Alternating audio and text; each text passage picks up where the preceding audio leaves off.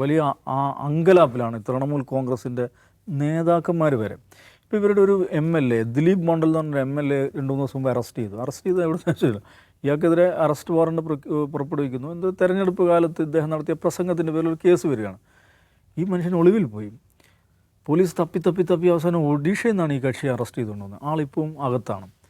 അപ്പോൾ ഈ അഭിഷേക് ബാനർജിക്കെതിരെ ആക്രമണം ഉണ്ടാകുന്നു, കല്യാൺ ബാനർജിക്കെതിരെ ഹൂഗ്ലിയിൽ ആക്രമണം ഉണ്ടാകുന്നു. അഭിഷേക് ബാനർജിക്കെതിരെ ആക്രമണം അത് മാരകമായ ആക്രമണമാണ്. വലിയ തോതിൽ അദ്ദേഹം ആക്രമിക്കപ്പെട്ടിട്ടുണ്ട്. അതിനൊരു താരതമ്യം ആളുകൾ എടുക്കുന്നത് വെച്ചാൽ 1990 ഹസ്ര ഇൻസിഡൻറ്റ് എന്ന് പറഞ്ഞ സംഭവമുണ്ട്. ഈ മമതാ ബാനർജി എന്ന് പറയുന്ന ഒരു പൊളിറ്റിക്കൽ പേഴ്സണയെ ബംഗാളിൽ അങ്ങോട്ട് എസ്റ്റാബ്ലിഷ് ചെയ്യുന്നതിൽ ഏറ്റവും പ്രധാനപ്പെട്ട പങ്കുവഹിച്ച സംഭവമാണ് ഹസർ. 90 അന്നത്തെ അവർ യൂത്ത് കോൺഗ്രസിൻ്റെ പ്രസിഡൻ്റാണ്. അവരൊരു പ്രോഗ്രാമിൽ പങ്കെടുക്കാൻ വേണ്ടി അന്ന് ഈ കേസ് അവിടുത്തെ ട്രാൻസ്പോർട്ട് ബസ്സുകളിൽ ഫെയർ കൂട്ടിയതിനൊരു ഹർത്താൽ പ്രഖ്യാപിക്കുകയാണ് കൽക്കട്ടയിൽ. അപ്പോൾ അതിൻ്റെ ഭാഗത്തിൽ ഒരു പരിപാടി പങ്കെടുക്കാൻ വേണ്ടി പോകുമ്പോൾ ഹസ്ര എന്ന് പറയുന്ന സ്ഥലം അവിടുത്തെ ഒരു ജംഗ്ഷനാണ്, കൽക്കത്തയിൽ തന്നെയുള്ള. അവർ അവിടെ ചെല്ലുമ്പോൾ ഒരു CPM ഇവർ തലക്കിടിക്കുന്നു, ഒരു ഇരുമ്പ് വടി കൊണ്ട് തലക്കടിക്കുന്നു. തലക്കടിച്ചു, തല പൊട്ടി രക്തം ചീറ്റുന്നു. രണ്ടാമത് വീണ്ടും അടി വരുന്നു. ആ അടി ഇവർ കൈകൊണ്ട് തടക്കുന്നു. അപ്പോൾ പിന്നെ നമ്മൾ കാണുന്നതെന്ന് വെച്ചിട്ടുണ്ടെങ്കിൽ മമതാ ബാനർജി കൈ പ്ലാസ്റ്റർ ഇട്ട് തല മുഴുവൻ ബാൻഡേജ് ഇട്ട് ചുറ്റിയ മമതാ ബാനർജിയുടെ ഇപ്പോൾ ബംഗാളിൻ്റെ ഡെസ്റ്റിനിയെ മാറ്റിയ പൊളിറ്റിക്കൽ ഫോട്ടോഗ്രാഫി എന്നാണ് ആ ഫോട്ടോയെക്കുറിച്ച് പറയുന്നത്. അവർ ആ കിടക്കുന്ന ശരീരം മുഴുവൻ ബാൻഡേജ് ഇട്ട് കിടക്കുന്ന ഫോട്ടോ ഉണ്ട്. കഴിഞ്ഞ വർഷം മമതാ ബാനർജി ഓക്സ്ഫോർഡിൽ പ്രസംഗിക്കാൻ പോയപ്പോൾ ഈ ഫോട്ടോ ഉയർത്തി കാണിച്ചിരുന്നു അവിടെ ആ പ്രസംഗവേദിയിൽ. അപ്പോൾ ഈ ഹസ്ര ഇൻസിഡൻ്റാണ് യഥാർത്ഥത്തിൽ മമതാ ബാനർജിയെ ബംഗാൾ രാഷ്ട്രീയത്തിൻ്റെ സെൻട്രൽ സ്റ്റേജിൽ പ്രതിഷ്ഠിച്ചതെന്നാണ് പറയുന്നത്.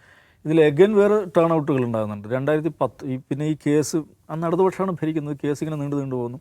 2019 ഈ കേസ് കോടതിയിലെത്തിയപ്പോൾ അന്ന് മുഖ്യമന്ത്രി മമതാ ബാനർജി മുഖ്യമന്ത്രിയാണ്. അതിലെ പ്രതിയുണ്ട്, ഈ ഇവരെ തലക്കിടിച്ച പ്രതിയുണ്ട്, ലല്ലു ആലം എന്ന് പറയുന്ന CPM കാരൻ. 2019 ആൾക്ക് പ്രായമായിട്ടുണ്ട്.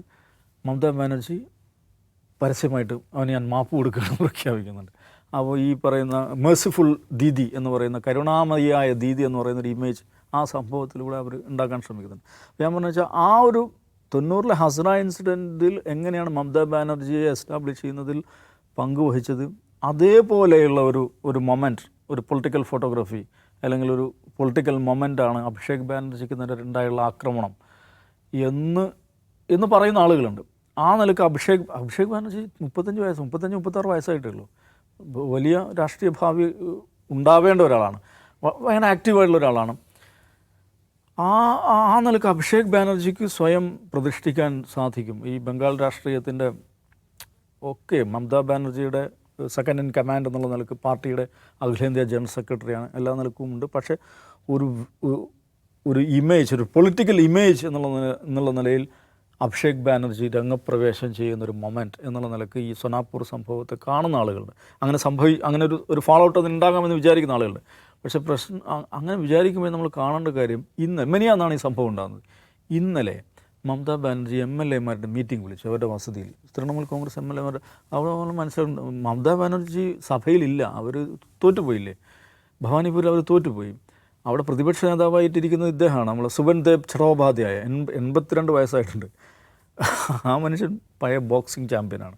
അതിൻ്റെ ഉശിരും ഇതൊക്കെ ആൾക്ക് ഇപ്പോഴും ഉണ്ട്. അപ്പോൾ ഈ മീറ്റിംഗ് വിളിച്ചിട്ട് 20 MLA-മാർ ആകെ പങ്കെടുത്തത്. ഈ സംഭവത്തിന് ശേഷമാണ് മമതാ ബാനർജി മീറ്റിംഗ് വിളിക്കുന്നത്. 20 MLA-മാരാണ് പങ്കെടുത്തത്. അപ്പോൾ എന്തുകൊണ്ട് ഇങ്ങനെ എന്ന് ചോദിക്കുമ്പോൾ പാനിക്കാണ്. തൃണമൂൽ കോൺഗ്രസിൽ ലീഡേഴ്സ് വരെ പാനിക്കാണെന്ന് അതാണ് അതിനെക്കുറിച്ച് പറയുന്നത്. വെച്ചാൽ ദിലീപ് മണ്ഡലിനെ അറസ്റ്റ് ചെയ്യുന്നു. ഒരു ജില്ലാ തലങ്ങളിലെ നേതാക്കന്മാർ കേസിൽപ്പെടാതെ, ഏതെങ്കിലും നിലക്കുള്ള കേസിൽപ്പെടാത്ത ഒരു ജില്ലയില്ല എന്നാണ്.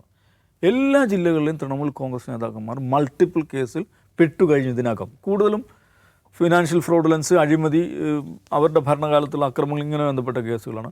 മാസീവ് ഡിഫെക്ഷൻ സംഭവിക്കുന്നുണ്ട്. ഒരുപാട് മുനിസിപ്പാലിറ്റികളിൽ നിന്ന് കൗൺസിലർമാർ അങ്ങോട്ട് ചാടിയിട്ടുണ്ട്, BJP പക്ഷത്തേക്ക് ചാടിയിട്ടുണ്ട്. എന്തിനാണെന്നറിയോ?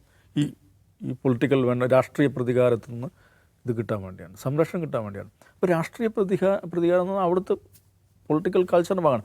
ഒരു കാര്യമല്ലെങ്കിലും ഈ തൃണമൂൽ കോൺഗ്രസ് CPM-നെ മലർത്തിയടിക്കുന്ന തെരഞ്ഞെടുപ്പിൽ അന്ന് തൃണമൂൽ കോൺഗ്രസിൻ്റെ മുദ്രാവാക്യം എന്തായിരുന്നു അറിയോ? ബദ്ലി നോയ് ബദൽ ചോയ് എന്നുള്ളായിരുന്നു. No to revenge but to change എന്ന് പറഞ്ഞുകൊണ്ട് മുദ്രാവാക്യം ഉയർത്തി തെരഞ്ഞെടുപ്പിനെ നേരിട്ട് അധികാരത്തിൽ വന്നിട്ടാണ് ഈ പണി തൃണമൂൽ കോൺഗ്രസ് ചെയ്തത്. ഇവിടെ അത് തന്നെയാണ് സംഭവിക്കുന്നത്. അപ്പോൾ വലിയ തോതിലുള്ള പ്രതികാരം തങ്ങൾക്കെതിരെ ഉണ്ടാകുമെന്ന് വിചാരിച്ചിട്ട് ഒരു മിഡിൽ ലെവൽ പ്രാദേശിക തലത്തിൽ, താലൂക്ക് തലത്തിൽ, ജില്ലാ തലങ്ങളിലൊക്കെ നേതാക്കന്മാർ വ്യാപകമായി അങ്ങോട്ട് ചാടിക്കൊണ്ടിരിക്കുന്നുണ്ട്. അത് തൃണമൂൽ കോൺഗ്രസ് സംബന്ധിച്ചിടത്തോളം വലിയ ക്രൈസിസ് ആയിരിക്കും. ഞാൻ ഒരു 3-4 ദിവസം മുമ്പ് അവിടെ എൻ്റെ ഒരു വളരെ അടുത്തൊരു സുഹൃത്തുണ്ട്, തൃണമൂൽ കോൺഗ്രസിന് ലീഡർഷിപ്പുള്ള ആളാണ്. കഴിഞ്ഞ ലോക്സഭാ ഇലക്ഷനിൽ മത്സരിക്കുകയും പരാജയപ്പെടുകയും ചെയ്ത ആളാണ്. പുള്ളിയുടെ ദീർഘനേരം ഞാൻ സംസാരിച്ചു. അപ്പോൾ ആള് മമതാ ബാനർജിയെയും അഭിഷേക് ബാനർജിയൊക്കെ ഞാൻ സംസാരിക്കുന്ന ദിവസം തന്നെയാണ് പുള്ളി പോയി കണ്ടിട്ടുണ്ടായിരുന്നു. അപ്പോൾ എന്നോട് പറഞ്ഞ കാര്യം വെച്ചാൽ മമത എന്ന് പറഞ്ഞാൽ മമത is too weak both physically and mentally എന്നാണ് പറയുന്നത്. അപ്പോൾ ആ നിലക്കുള്ളൊരു പ്രശ്നം അവിടെ ഉണ്ട്. മമത പരവശയായിട്ടുണ്ട്. പക്ഷേ അങ്ങനെ പറയുമ്പോൾ ഇന്നലെ ഹോസ്പിറ്റലിൽ പോയിട്ട് കാണിക്കുന്ന പ്രകടനം കാണുമ്പോൾ അവർ ആ സീൽ വീണ്ടെടുത്തു എന്നും തോന്നുന്നുണ്ട്. പക്ഷേ എൻ്റെ ഒരു തോന്നൽ എന്താണെന്ന് ചോദിച്ചിട്ടുണ്ടെങ്കിൽ ഈ പറയുന്ന വളരെ എന്താ പറയുക, വളരെ ശാസ്ത്രീയമായിട്ടാണ് തൃണമൂൽ കോൺഗ്രസ്സിനെ BJP വളഞ്ഞു പിടിക്കുന്നത്. ഒരേ സമയം കേന്ദ്ര ഏജൻസികൾ പല വഴിക്ക് സീനിയർ നേതാക്കന്മാരെ എല്ലാം വട്ടം വിട്ട് കഴിഞ്ഞിട്ടുണ്ട്. പഴയ ഇദ്ദേഹത്തെ അറസ്റ്റ് ചെയ്തിട്ടുണ്ട്. പിന്നെ കഴിഞ്ഞ മുമ്പത്തെ മമതാ മിനിസ്ട്രിയിലെ ഫയർഫോഴ്സിൻ്റെ ചാർജുള്ള മിനിസ്റ്ററുണ്ട് സുജിത് ബോസിനെ അറസ്റ്റ് ചെയ്ത് കഴിഞ്ഞു. അത് ഒരു അഴിമതിയുമായി ബന്ധപ്പെട്ട കേസാണ്.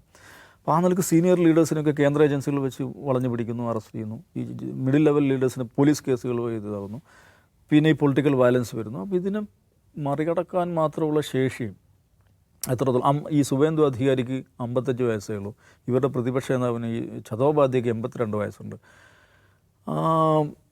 തൃണമൂൽ കോൺഗ്രസ് ഒന്ന് ക്ഷീണിക്കും, ഒന്ന് വേർക്കും എന്നാണ് എനിക്ക് തോന്നുന്നത്. ഒരു സാധ്യതയുള്ളത് ഈ ഒരു വാക്വത്തിലേക്ക് CPM വലിയ തോതിൽ ഇലക്ട്രൽ ഡിഫീറ്റ് അവിടെ നേരിട്ടെങ്കിലും പാർട്ടി സംഘടന എന്നുള്ളത് സമ്പൂർണ്ണമായി നശിച്ചിട്ടില്ല. CPM ഒരു പക്ഷേ ഈ വാക്വം ഉപയോഗിച്ച് വളർന്നു വരാനുള്ള സാധ്യത ബംഗാളിൽ നമുക്ക് കാണാൻ പറ്റും.